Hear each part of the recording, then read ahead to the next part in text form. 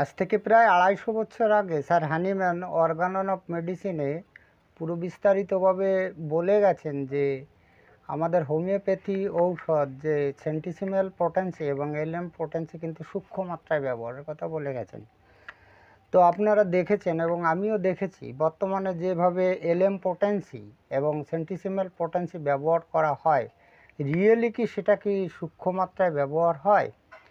এই সম্পর্কে আজকে বিস্তারিত তথ্য একেবারে অর্গানন অফ মেডিসিন থেকে বিস্তারিত তথ্য আপনাদের সামনে তুলে ধরব। ভিডিওটি ভালো লাগলে লাইক কমেন্ট শেয়ার করবেন এবং আপনি যদি এই চ্যানেলে নতুন এসে থাকেন তাহলে চ্যানেলটিকে সাবস্ক্রাইব করে রাখবেন পরবর্তীতে নতুন ভিডিওর নোটিফিকেশন সবার আগে পাওয়ার জন্য। তো যাই হোক, স্যার হানিম্যান বলেছিলেন যে আমাদের যে সেন্টিসিমেল পটেন্সি, তার মানে শততমিক পটেন্সি, আমি সংক্ষেপে লিখি সিএইচ পটেন্সি আর হচ্ছে এলএম পটেন্সি, এলএম পটেন্সি, এই দুই পটেন্সির ঔষধ, এই দুই স্কেলের ঔষধ কিন্তু আমাদের সূক্ষ্ম মাত্রায় ব্যবহার করতে হবে, এটা কিন্তু বলে গেছিলেন। কিন্তু বর্তমান যুগে কি হচ্ছে, বর্তমান যুগে হচ্ছে যে আপনি দেখবেন যে ডক্টরবাবুরা যেভাবে ব্যবহার করছে। প্রথমে আমি আসি এটার কথা, সেন্টিসিমেল পটেন্সির কথা আসি। তো সেন্টিসিমেল পটেন্সি কোনো ডক্টরবাবু 6 পাওয়ারের হোক বা 30 পাওয়ারের হোক, 200 পাওয়ারের হোক, কেউ কী করছে, গোলোবেন্স ব্যবহার করছে। সেটা 20 নম্বরে বা 10 নম্বরে বা 30 নম্বরে গোলোবেন্সে 3-4 ফোঁটা দিয়ে বলছে, রুগীকে বলছে দিনে 3-4 বার করে খান, একটা পদ্ধতি। আবার কেউ বলছে ডাইরেক্ট একেবারে 1 ফোঁটা বা 2 ফোঁটা করে খান, এটা আর একটা পদ্ধতি। আর অন্যভাবেও অনেকে করে। এবার আসি এই এলএম পটেন্সি। এবার এই এলএম পটেন্সির ক্ষেত্রে কী হচ্ছে, এই এলএম পটেন্সি আমরা কি করছি, এলএম পটেন্সিতে তৈরি করা থাকে এই একটা গ্লোবিন্সে আমরা কি করছি, 100 ml জলের মধ্যে গুলে নিচ্ছি। তাহলে এটাও কি সেই সূক্ষ্ম মাত্রায় হচ্ছে স্যার হানিম্যানের? এই সম্পর্কে দেখুন আমি বিস্তারিত তথ্য আপনাদের কীভাবে দিই। এবার ঘটনা হচ্ছে যে স্যার হানিম্যান যেটা বলেছেন, স্যার হানিম্যান বলেছেন যে সূক্ষ্ম মাত্রায় ঔষধটা কীভাবে ব্যবহার করতে হয়। উনি বলেছেন যে 100টা গ্লোবিন্সের ওজন যেন 1 গ্রেন হয়, এরকম মাপের গ্লোবিন্সে সেটাকে ঔষধ দিয়ে সিক্ত অর্থাৎ ভিজিয়ে নিতে বলেছেন। তার থেকে একটা বড়ি, কিন্তু একটা বড়ি উনি কিন্তু গুলে নিতে বলছেন। এবার কিভাবে গুলে নিতে বলছেন দেখুন, আমি একেবারে আপনাদের ব্যাখ্যা করে শোনাচ্ছি।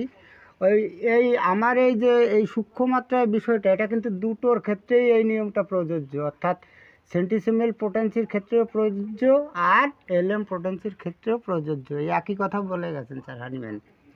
এবার আমরা দেখি যে সূক্ষ্মমাত্রা কীভাবে ব্যবহার করতে বলছে। উনি প্রথম ধাপে, উনি কিন্তু দুটো ধাপের কথা বলেছে।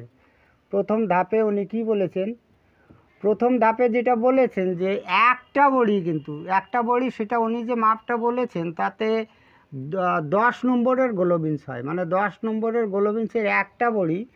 উনি প্রথম ধাপে কি বলেছিলেন, বলেছিলেন যে প্রথম ধাপে 7 থেকে 8, এটা কিন্তু টেবিল চামচের কথা বলছিল, টেবিল চামচ, টেবিল স্পুনের কথা বলেছিলেন উনি।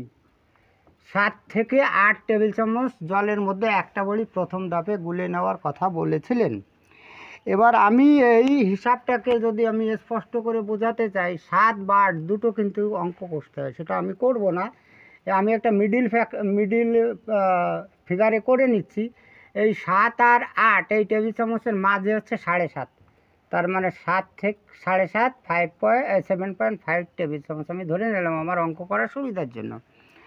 এবার দ্বিতীয় ধাপে উনি কি বলেছিলেন, দ্বিতীয় ধাপে উনি যেটা বলেছিলেন, দ্বিতীয় ধাপে বলেছিলেন এই যে প্রথম ধাপের যেটা তৈরি করলাম আমরা একটা গ্লোবিন্স দিয়ে, এখান থেকে 1 টেবিল চামচ বের করে নিয়ে দ্বিতীয় ধাপে পুনরায় আবার তিনি 7 থেকে 8 টেবিল চামচ জলে কিন্তু উনি কিন্তু মেশাতে বলেছিলেন, উনি কিন্তু মেশাতে বলেছিলেন।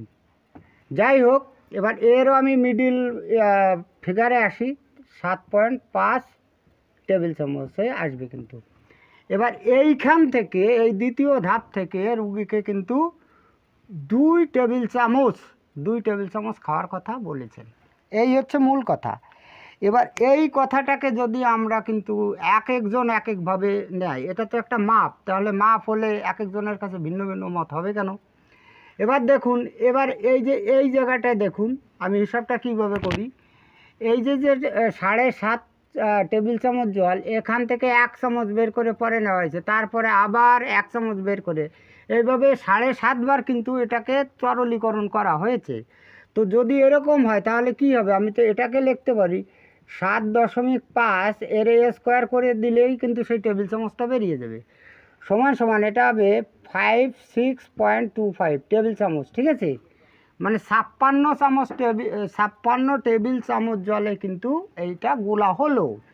এবার আমি হিসাবে রাখার জন্য এই পয়েন্টটা বাদ দিচ্ছি। ঠিক আছে, এই পয়েন্টে রাখলে খুব বিদিকিস্ত একটা সংখ্যা আসবে, আমরা ধরে নিচ্ছি সেটা হচ্ছে 56 টেবিল চামচ।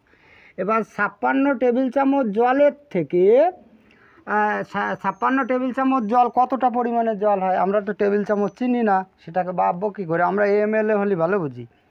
এবার এই 56 টেবিল চামচ জলে কতটা জল হয় জানেন, 1 টেবিল চামচ জল সমান সমান হচ্ছে 15 ml। মানে টেবিল চামচে যে কাকে বলা হয়, ওই বাচ্চাদের দুধ খাওয়ানোর জন্য দুধের কৌটোর মধ্যে এক ধরনের বড় বড় প্লাস্টিকের চামচ থাকে, ওটাকে বলা হয় টেবিল চামচ। টেবিল চামচ আর টি স্পুন মানে হচ্ছে চা চামচ কিন্তু এক জিনিস নয়, অর্থাৎ 5টা টি স্পুনে হচ্ছে 1 টেবিল চামচ হয়, তার মানে একটা টেবিল চামচ হচ্ছে 15 ml জল ধরে। এবার এটাকে আমি যদি 15 দিয়ে গুণ করি তাহলে কিন্তু জলের পরিমাণটা কিন্তু বেরিয়ে আসবে। তো এটাকে যদি আপনি গুণ করেন তাহলে হবে 840 ml, 840 ml। তাহলে দেখুন রিয়েলি স্যার হানিম্যান কিন্তু একটা বড়িকে 840 ml জলের গুলার কথা বলেছে। কিন্তু আমরা যখন এই এলএম পটেন্সি ব্যবহার করি, আপনি কলকাতায় দেখবেন বড় বড় ডক্টররা কিন্তু 100 ml এর বোতল ব্যবহার করে, এবং হসপিটালেও কিন্তু করে, সরকারি হসপিটালেও কিন্তু এই এলএম পটেন্সি যদি দেয় তাহলে কিন্তু 100 ml জলের কথা ব্যবহার করেন। তাহলে এই যে স্যার হানিম্যানের যে মত, তাতে কিন্তু রিয়েলি এটা হবে 840 ml জলে গুললে সেটাকে ডাইরেক্ট খাওয়া যায়। কিন্তু ওরা স্যার হানিম্যানের নির্দেশ না শুনে ওরা কি করছে যে 100 ml জলের মধ্যে গুলে রুগীকে ডাইরেক্ট 1 চামচ বা 1 ঢাকনা করে খেতে বলছে, এটা কিন্তু হলো না।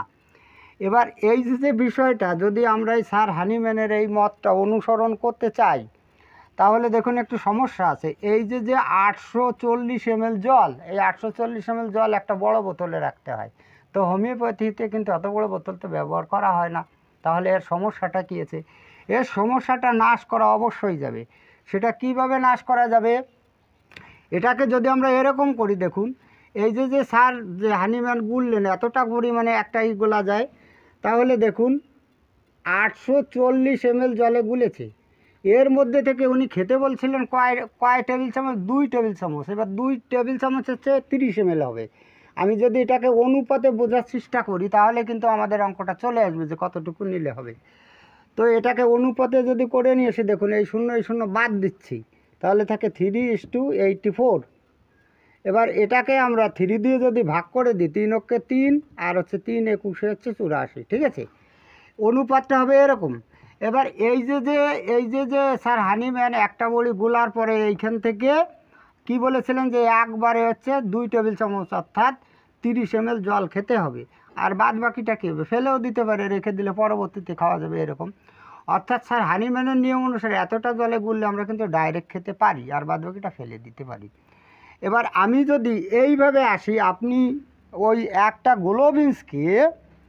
গ্লোবিন্সে 10 ml জলে গুলতে পারেন, 30 ml জলে গুলতে পারেন, কিন্তু আপনাকে এই অনুপাতে থাকতে হবে।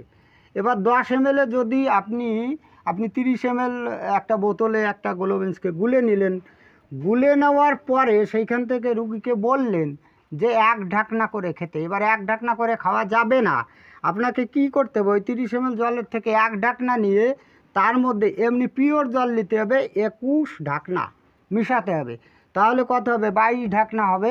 এই 22 ঢাকনা ভালো করে ঘেটে ওইখান থেকে 1 ঢাকনা বা 1 চামচ খেলেই কিন্তু এই অনুপাতটা ঠিক থাকবে। আমিও তো এরকমভাবেই করি।